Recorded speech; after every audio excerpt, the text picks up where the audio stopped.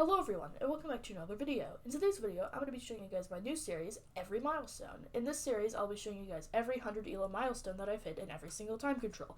So in this episode, I'll be showing you guys the time where I hit 800 Rapid Elo. This game was played on March 17th, 2023 against a 770 Elo player. Now, this game starts off with the simple E4, a move that I still play to this day. However, after my opponent plays E5, I actually play C3, which is a somewhat awkward move, to be honest, but this move does have some ideas, like playing D4, and if they capture, we capture back, and we have a good center, which is actually what happens. I play D4, however, they actually do not take. Instead, they play this very crazy F6. Now, this move doesn't look that bad in retrospect. However, this move is kind of bad because it prevents the knight from developing, but also it weakens this diagonal for the king. However, I actually play dxe5 here, a very strange move, because after they play fxe5, they actually have some good center space compared to me. As you can see, this pawn is kind of awkwardly chilling on c3.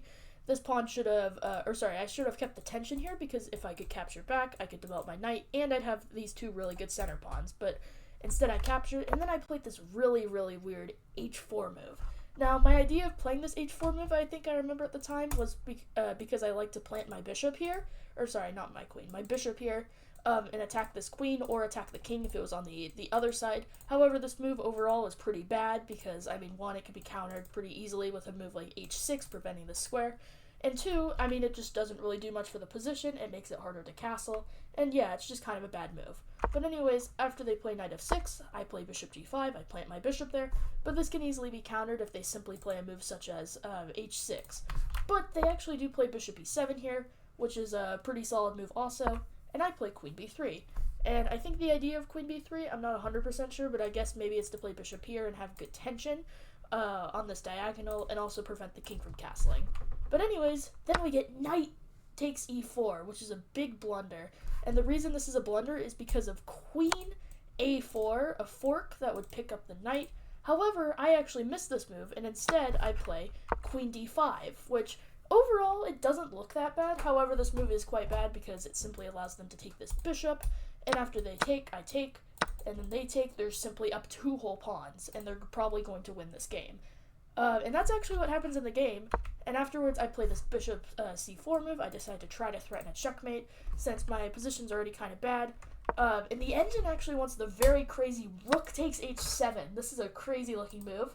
And I guess the idea of this move is if they take, I play queen g8, and I will fork this, and I'm able to at least pick up 1 extra pawn. However, this position is still quite bad for me, as I'm behind in development, and I'm down a pawn. But that does not happen in the game. As you can see, I already showed you bishop c4, and after rook f8, I play knight f3 here, a pretty solid move attacking this bishop, and they respond with bishop f4, which is also a pretty good move because it prevents me from taking them. However, I play rook takes h7 here, and I'm back to only being down 1 pawn, and they respond with c6, a very nice move just attacking my queen, and I play queen e4. However, in this position, they play a move that looks really good, but it is in fact actually really bad. D5.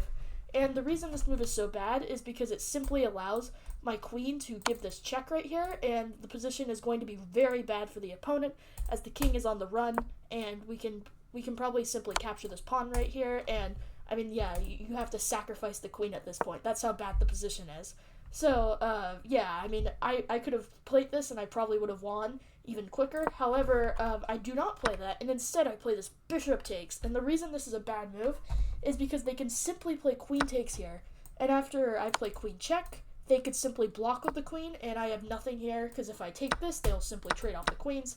And I'm simply down a piece for a pawn, which is obviously not a good trade-off, and I'm going to lose the game. However, they actually play the wrong move here, and they simply take with the pawn instead, which allows me to play the queen check, which I finally find, and after they block with the rook, I play this rook h8 move, and after the king moves, I simply take the queen, and after they take back, I take their rook, and I'm up an entire queen here for a piece, and after they play this e4 move, they simply resign the game, and I'm able to hit 802 Elo, which is the first time, or actually I guess it's technically the second time I hit 800 Elo, but the reason it's not the first time is because I used to play rated games against my friend, who was like 400 Elo, and my Elo was like really, really boosted, so I gained so much elo that I ended up hitting 800. However, this is the first time that I think I had an 800 elo strength, because after I started playing real rated games, I fell to like 750. So this is like the first time I classify myself as hitting 800 elo. But anyways, yeah, this game was pretty interesting. Obviously, it was quite a bad game. The game, according to Stockfish, had a 62.7% accuracy for me and a 58.1% accuracy for my opponent. So yeah, anyways, this was a pretty interesting game, and if you guys want me to continue the series, please leave a comment down below. Thank you guys so much for watching, and goodbye!